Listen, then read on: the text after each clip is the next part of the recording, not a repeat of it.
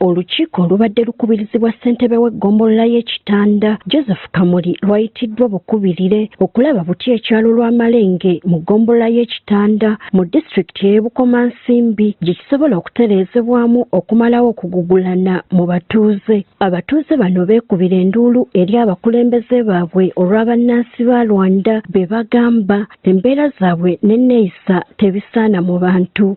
Bwe tugamba nti tetukyabasobola olwayo tubasuza ku poliisi nga tusonda ntambula nga tubatwala ku immigration baddeyo eruki e Rwanda kuba Uganda esenza abantu balungi. Ensonga zanjuddwa ssentebe w'ekyalo kino Lawrence Mulindwa mwe yategeereza ng'ekitundu kyabwe bwe kiri ku bunkenke. Ne baŋŋamba nti yakubye omukazi n'amukuba ekigo n'amuteekako ejjambiya ku bulago n'agamba kamusale tebalina gye bajja kumunoonyeza. Balumiriza Nkuliikire Yezu ne zadde ofiisi Byaruhanga nga bwe basusse okukuba bakyala baabwe. Obudde ate bwakedde n'abadde nkyali mu nju neebase ng'ali ku mukazi akuba. Yennyini yansanga eri ku nnimiro ne mubuuza naye omukazi oyo gw'otulugunya lwaki omutulugunya nti omukazi oyo ankyankalanya. Bw'anywa munatamiira ajja wase muju jaddukira kumusaba jjambiya kola butemu. Wano si we bapakasa wokka Uganda ngazi mugende mupakasiza awalala.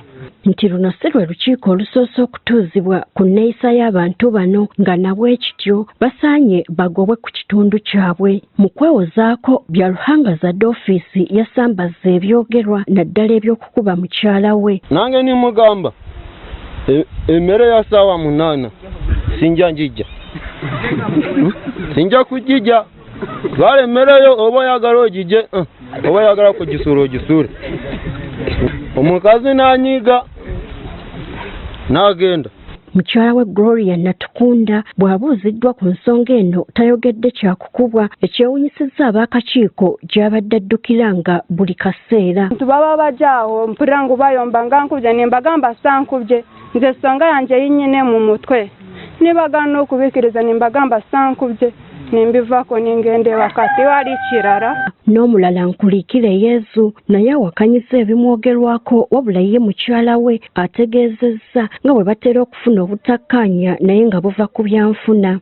Ate mpulira ebigambo wano ku kyalo nali njagala kufumita omukazi ekyo. None wonyine nje iyo dushwanye hari nk'amafaranga mfite kugira ngo tutarwana cyane mpita ngeyo nyigira iki nyaterura nkagenda.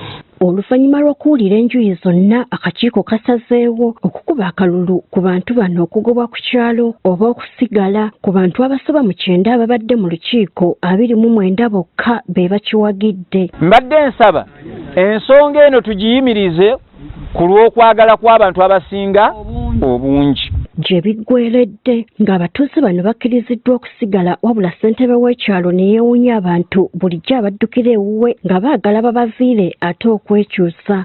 Temudda wange kuŋŋamba ku basajja bano ekitegeeza abantu bammwe bye bakola byonna mu bisiima era muli bannankwe. Kuba abakyala be boogedde bakakasiza nti abaami baabwe tebabakuba babeetaaga. Kakati ate mmwe muleeta olugambo wa chairman nti bamutaddeko n'akambe wuyo agambye nti akambe bakeeyazika. Eggwanga litambulira ku mateeka mugaita amategeko mu Rwanda. Tulina amateeka gaffe. Namwe mukyate tuweza kubikolera wamwe naye twala mwadukayo tuweza kubikolerayo.